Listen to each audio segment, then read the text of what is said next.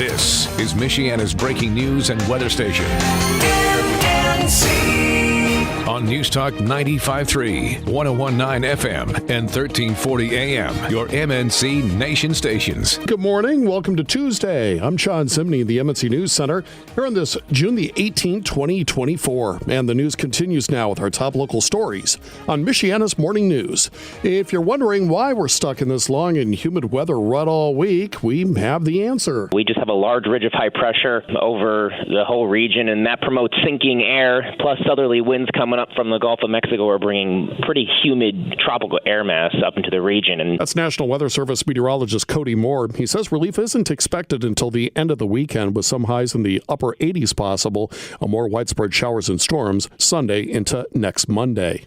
The American Red Cross is advising residents to take steps to stay safe, including slowing down, staying hydrated, and spending time indoors. Heat is more than uncomfortable. It can be deadly, especially for older adults, the very young, and those with chronic medical conditions. Last year, some 2,300 heat-related deaths occurred. To help stay safe, the Red Cross recommends that people slow down by postponing or limiting outdoor activities, including strenuous exercise. Stay hydrated by drinking plenty of water and avoiding sugary, caffeinated, and alcoholic drinks. Spend time indoors in an air-conditioned place. If you don't have air conditioning, go to a public library, shopping mall, or a public cooling center. Heather Starr, MNC News. One person was hurt in an apparent shootout in Mishawaka. Happened around 1 o'clock yesterday morning. Police were called to the area of 12th Street and Michigan Avenue on the reported gunfire, which they pinpointed to the parking lot at Kensard Court. One of the people involved told officers somebody approached their vehicle with a gun, and an exchange of gunfire took place. The person who was struck was taken to Memorial Hospital with a leg injury. So far, no word of any arrests. An 82-year-old woman died after a crash that happened back in late May at the intersection of County Road 42 and State Road 15. The Elkhart County Sheriff's Office says a 77-year-old man from Brownsburg failed to yield at a stop sign and hit another vehicle. Both drivers and 3 passengers in both vehicles had minor injuries. Diane Burns of Brownsburg, who was a passenger in the car that police say caused the crash, suffered a head injury and died last Thursday. Mike Wilson, MNC News. Also from the 95.3 MNC follow-up file this morning, you may remember when Ascension St. Vincent experienced a cyber attack last month. If you receive care through Ascension St. Vincent, you should now be able to look over your electronic health records online. Access to these and other record-keeping and pharmaceutical services was disrupted by the attack in early May. But while this update is good news, it does not mean all issues caused by the attack have been resolved. Ascension's investigation is ongoing, and it is still working to fix issues with some additional systems. Sasha Nixon, Network Indiana. Summer officially begins this weekend. Actually, it starts on Thursday, but this weekend will be the first official weekend of summer.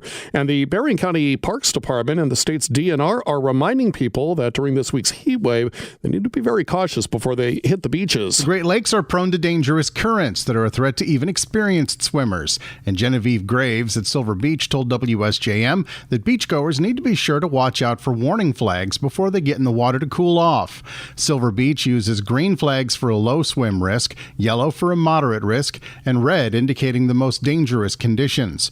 Red flags are also accompanied by signs that are posted in plain sight, including when you first arrive at the beach. Swimmers could be fined for going in on red flag days. Tommy Lee, MNC News. Micah Beckwith was voted by delegates at the Indiana GOP convention this past weekend to be the state's next lieutenant governor. Mike Braun's running for governor and wanted to go with Julie McGuire in that lieutenant governor's spot, but the delegates decided to go a different direction. Braun says Beckwith needs to gain valuable experience. He'll have to learn that. He'll have to be okay with that, and I'll make sure that that's part of it. Beckwith, meantime, says he can't wait to work with Braun. Michigan's Disaster Emergency Contingency Fund, used to respond to declared emergencies and disasters, turns out it's not able to keep up. The fund is provided by the state for situations declared by the governor. That money has been emptied faster than it can be filled due to the increasingly frequent extreme weather events around the state. That money is used for things like overtime for responders, repairs to public infrastructure, and the cleanup of debris. Bridge Michigan reports that Governor Whitmer and Senate Democrats are looking to find a new way to keep that fund replenished. If everything the fund is needed to cover right now was paid off, it would be an estimated $15 million in the red. David Shea, MNC News. In other news this morning, a suspect's now arrested in connection with the shooting that took place on the bypass that wounded a driver. The shooting happened just after 9 o'clock Sunday night, and initial evidence suggests the shooting stemmed from a road rage incident. Police were first called to the St. Joseph Valley Parkway and Brick Road. And while at that scene, they received information about a shooting victim in a vehicle on the bypass just east of Ironwood Drive. The male victim was transported to the hospital for treatment of non-life-threatening injuries. Through the investigation by the South Bend Police Department's Violent Crimes Unit, 48-year-old Kenneth Satterley of Canton, Georgia, has been arrested. Heather Starr, MNC News. Meantime, South Bend police are also piecing together what happened after a man who had been shot, possibly in the 100 block of Kenmore Avenue. Around that same time, there was a crash that took place in the 100 block of North Sheridan. The victim of the shooting was found in the 1200 block of Colfax, then taken to the hospital for treatment of injuries that were deemed non-life-threatening. So far, there's no word of any arrests. It's back in November of last year when a woman told police that her mother was threatened to get into a vehicle with a man. That man, 58-year-old Timothy Estep, allegedly told the woman to get in the car or he would assault her, stating that if he could not have her, then nobody could. The woman got in the car, only agreeing to do so out of fear. Police located the vehicle at the Taco Bell drive-thru on Napanee Street, where they conducted a traffic stop on the vehicle. The woman told police that Estep had illegal substances behind the vehicle's radio, and they found 17 grams of meth, 3 grams of marijuana in a glass pipe. Estep was sentenced to 4 years at the Indiana Department of Corrections, with 1 year to be served at the Elkhart County Jail and 3 on reporting probation. Alyssa Foster, MNC News. A 95.3 MNC traffic alert. A busy section of North Main Street in Mishawaka may take longer to get through. It's the stretch between McKinley Avenue and Omar Avenue. Both northbound and southbound traffic will be down to 1 lane in each direction between the hours of 8 and 5 today for a modular home placement. Drivers are asked to use alternate routes to avoid travel delays.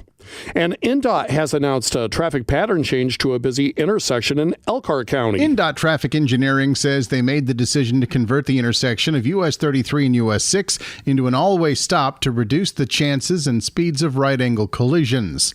The intersection changes are scheduled to take place on Wednesday.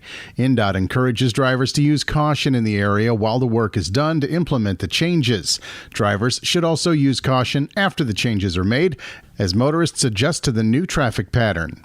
Tommy Lee, MNC News. Partly cloudy skies today. We see a chance of a few showers here and there, but still hot and humid. High temperatures in the low 90s, feel like temperatures in the middle 90s through the course of today. Tonight we drop down to 76, a few showers across the area. And tomorrow partly sunny, hot and humid with a high of 95 with a chance of a few showers. I'm WSBT 22 Chief Meteorologist Carrie Peugeot. You can get the top local news delivered to your email twice every day. To get signed up, go to 953mnc.com. Just click where it says on demand. Coming up next, top trending stories. We'll also check out your 5-day forecast. MNC News Time, 5:13. Podcasts by Federated Media.